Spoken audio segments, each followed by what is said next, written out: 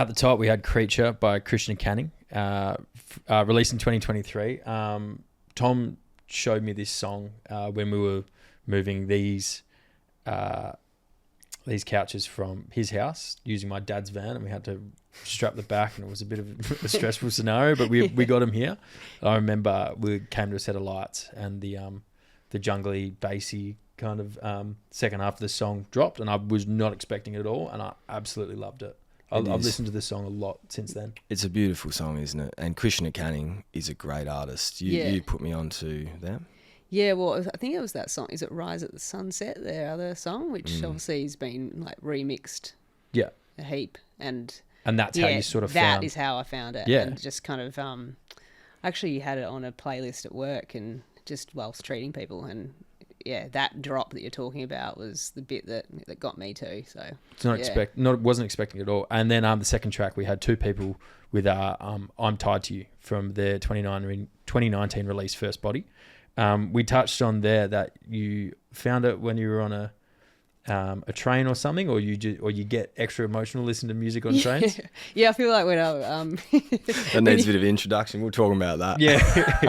We'll talk about it off there, and hypoxia when you're flying. Goons, trains. Talk to me. I feel like do you like trains? Know when obviously you're traveling in general. I feel like you become it's nostalgic. I think when you're like staring out, and I don't know. I must have been. It was either a train or a plane. Yeah. And that song came to me, and honestly, it's an Australian duo, and they are elite. I think it was made around like the pandemic time, and just prior, so 2019. Just prior, And honestly, the energy that comes out of that album, is like supreme.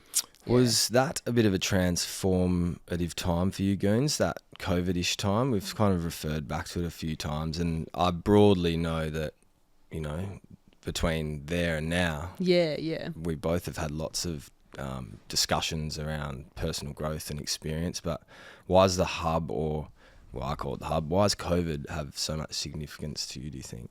Yeah, I feel like that the 2020, it obviously did like flip a switch in all of us. Had changed our whole lifestyle.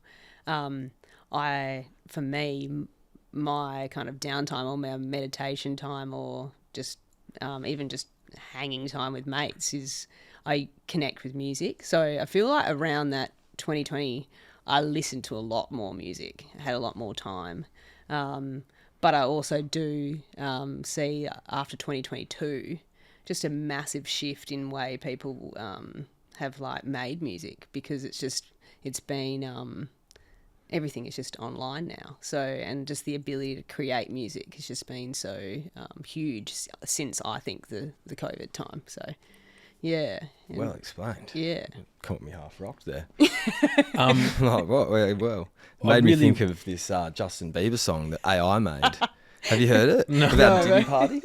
And Nadia showed me this song, and it's Bieber, and it's That's about amazing. being at a Diddy party, and it's like really kind of poor me, and man, we thought for 2 weeks it was just a new track. Wow.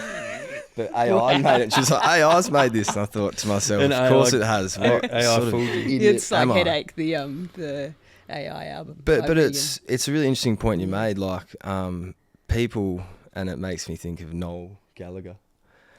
Fuck the consumer. People are making music for the consumer now, because that's the way you do it, in terms of you get a TikTok to pop off, 30-second TikTok, a travel vid with Krishna Canning in it.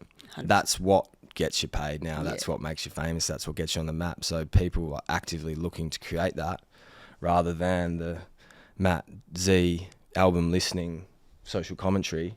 It's just a different form of art, right? And Absolutely. you found sort of pre-22 that was rife, and you've noticed anecdotally a bit of a cliff. Yeah, well, you just think like someone like Fred again, who's kind of captured poetry or someone's expression of, mental health or anxiety, and put it on a dance track, and that's literally all. And people are really connecting with it. That's literally it's empathy. Like it's what people kind of connect with. But in a very honest and like earnest way. And I'm really amazed by Fred again, how he can have such a mainstream consumer base, but then still relate and respect and pay tribute to the underground. Oh, like he did that show here, and he Yeah. got Rock Riley to support. Okay. And Yeah, Rock yeah. Riley has been RTRFM's lead electronic music DJ for years, and she's like a Perth icon. So him coming over here and like tapping into the underground of Perth straight away, Yeah. and then but just how 35,000 people related to him, and then he can also, you know, reach out to someone else. I just think he's amazing how he does it. Man, he's so crispy. Yeah. Really, He's he is. Said, man. He's so crispy, and he does the righty. And all of his live shows, I see him playing, you know, in Amsterdam, like in a park, Yeah. and they're all free. Like he's actually doing it right, and he was one of those names that when I first heard it, everyone had already heard it. Yeah. Oh, have you heard of Fred? It's like, oh mate, whatever. Like I get you, Fred again, he's good. Yeah. But you listen to the album, and it's a masterpiece. It is. It's so good, and Yeah. it speaks to those different elements. And just connects on the right level through all social channels. On Connection, I'm bit of a segue. I'm really interested to know how you two became friends, because you obviously work together, but it is extremely. It's not opposite ends of the spectrum, but you do very different things at the football club. How'd you guys first come to be friends? Yeah, I think it's like obviously medical hangs out a lot with the players. Yep. So yeah, we just overlapped and have always just kind of bonded over similar interests. Yeah, and Almost it's the massage yeah, table chats, really. Back Yeah. in the old days at Subiaco, when, you know, I was a young man, and Goons, you a couple of years older than me, and you know that you're a young man in this footy team, and there's new people, and we had another head trainer, Corinne, and she was a great time. The three physio lads up the front, they're always talking heaps of smack, especially Mark Finnecane. He loves it. So I think we probably started chatting and figuring out that we liked the same things, right? Like, yeah. when do you reckon the first song we Yeah. shared was? Gosh, Trying to think back, would have been. Yeah, I can't remember. early days. There'll be Yeah, I one know. too. There'll be one. I want to say Yeah. it is. The hub Yeah. rings for me too, in Yeah. terms of our musical connection, with a bit Definitely. of Clobo Cop, Yeah, Lane 8. she slays. She does slay. Yeah. But yeah, man, I think you'd say 2015. Players, physios, Goons are physio as well. Yep. And a very good one. And so I always used to consult her, especially in Stevie Gravina, when I had something that was going wrong. I didn't know what it was, and Goons would always do the same thing. Fixed. Yeah. Out you go. Go and have 30 and kick a point. Yeah, spoil for you.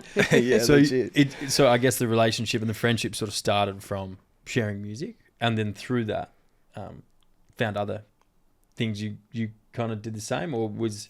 Sorry, that's a really bad way of asking a question. You found like you could relate it on other things. Like you've touched on your spirituality a couple of times, and Tom has also a spiritual person and has done some meditation. Was there a point where you guys, you sort of showed him something, or was it more so that you just, as you were sharing music, came to be living the life, the similar things? Well, I think like Tommy and I, correct me if I'm wrong, but I feel like we work kind of in sport and science, but where our creative interests are more art Yep. and expression and creating fun stuff, which is this music. Yeah, absolutely. So yeah, from a and again, our interest in meditation and well, I suppose I spoke to you about that after heading to India in 2022. Yeah, so yeah. Yeah, I had a bit of a spiritual journey post 2018. Yep. You know, Right. having had success, and everyone treats you a bit differently, and it's all very confusing. Bit of really existential crisis. Really wasn't sure what I wanted to do, what motivated me, what I loved. Like, it was just like, okay, I achieved the biggest goal you could that I'd wanted to do since I was 6. Okay, like no lasting fulfillment. Like, where to now? Yeah. And that led me on a bit of a journey, and because of football, I had a relationship with meditation and mindfulness and flow state, and I was always really interested in why, when you played well or when you have fun, time flies. Why does time fly when you have fun? Or why, when you play well, do you not remember any of the game and it goes really quick? And then conversely, when you're playing poorly, the clock ticks very slowly, and it just takes so long. Or, you know, when you've got to wait for a flight, you get delayed. It's like, oh man, this hour is so long.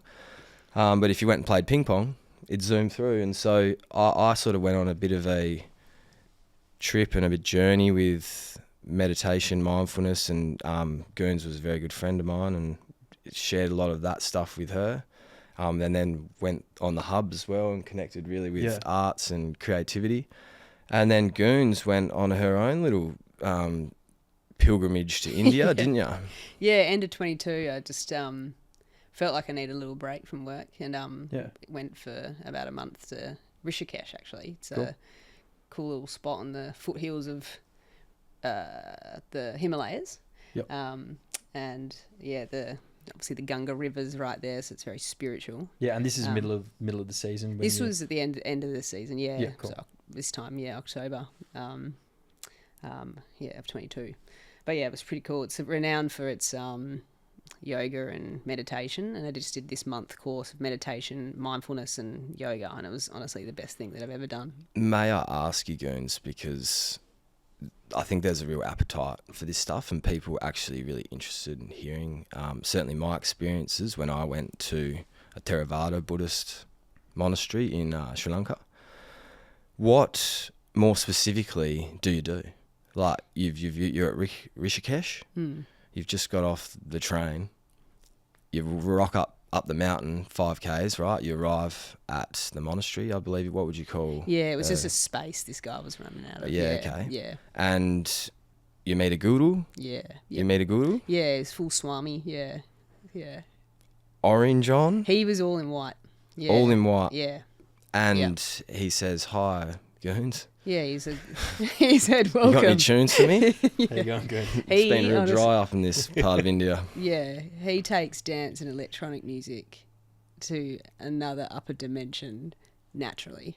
Right. Yeah. Right. And so you rock up, the guru, he says, hey, Goons, come meditate with me. Like, talk me through, how do you go from the start of the camp to the end? What sort of stuff are you doing? Yeah, so obviously you have no idea what's going to kind of go on, but I suppose the course is kind of teaches you meditation. I didn't really know what meditation was, but it's quite ironic. You rock up to India and it's quite chaotic. There's cows and cars and carts and everything, but you go to this place to meditate, to be still and have silence.